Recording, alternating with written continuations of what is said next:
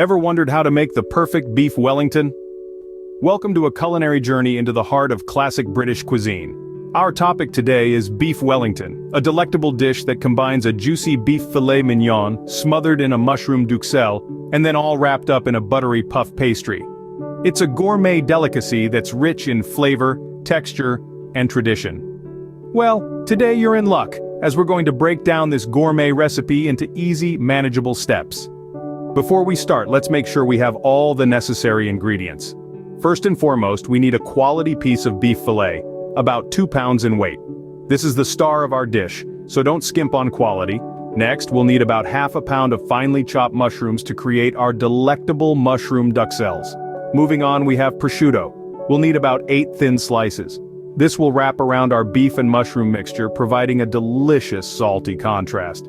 To adhere everything together, we'll require 2 tablespoons of tangy English mustard.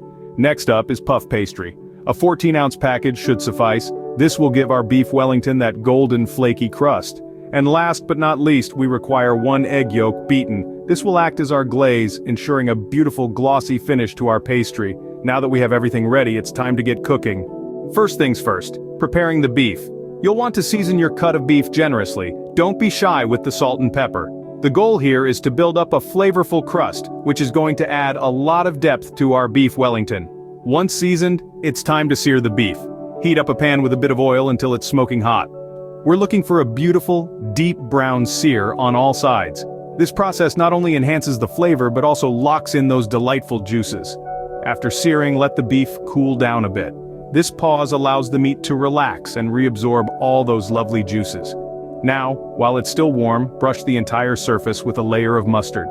This tangy addition will cut through the richness of the beef and balance out the flavors beautifully. With our beef prepped, we can move on to the next step.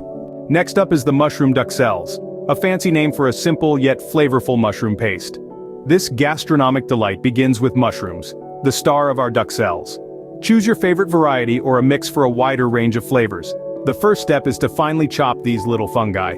You're looking to mince them, really, until they're almost a paste. This might seem like a tedious task, but trust me, the finer the chop, the better the flavor release. Once your mushrooms are chopped to perfection, it's time to introduce them to the heat. A hot pan is key here. You want to sauté these mushrooms, not steam them, so crank up that heat, add a dollop of butter, and let the magic happen. You'll be rewarded with a sizzling symphony of culinary delight. As the mushrooms cook, they'll begin to release their moisture. This is a good thing. You want to cook them until most of that liquid evaporates. This intensifies the mushroom flavor, making your duxelles a powerhouse of umami goodness. Keep stirring, keep cooking, until your mushrooms transform into a thick, rich paste. Don't be surprised if the aroma makes your mouth water. It's all part of the experience. The beauty of the duxelles lies not just in its flavor but also in its texture, a delightful contrast to the tender beef and flaky pastry.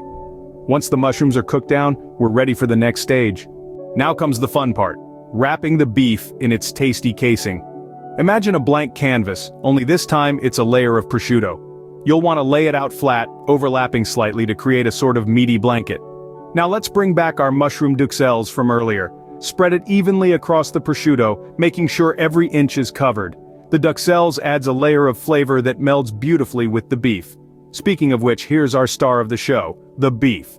Place it right in the center of your prosciutto and duxelle. Now carefully wrap the prosciutto around the beef, like you're tucking it into bed. The prosciutto not only gives an added salty kick, but it also helps keep the beef moist and juicy. Next, let's bring in our puff pastry. Roll it out until it's large enough to envelop our beef bundle. Place the wrapped beef in the center, then fold the pastry over it, sealing it tightly.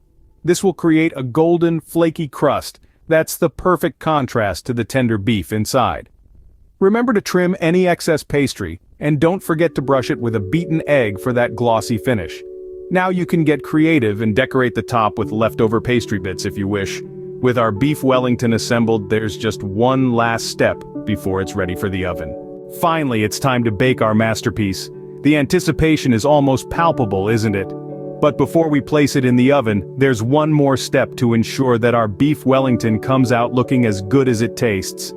Let's take a beautiful, rich egg yolk. This is going to be our secret weapon to achieve that coveted golden finish. We're going to gently brush this yolk all over the pastry. Yes, every nook and cranny. This is not just for aesthetics, mind you. The egg yolk also creates a barrier that helps keep the pastry crisp as the beef cooks inside.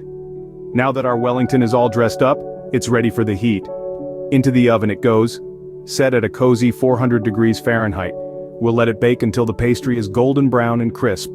This usually takes about 25 to 30 minutes, but do keep an eye on it. You know your oven best. As the aroma fills your kitchen, you'll know it's almost time. Once it's done, allow it to rest for a few minutes before slicing, to let the juices redistribute. Then slice into it and marvel at the beautiful layers. The crisp pastry, the savory mushroom duxelles, and the perfectly cooked beef. And there you have it, a perfect beef Wellington, ready to impress at your next dinner party.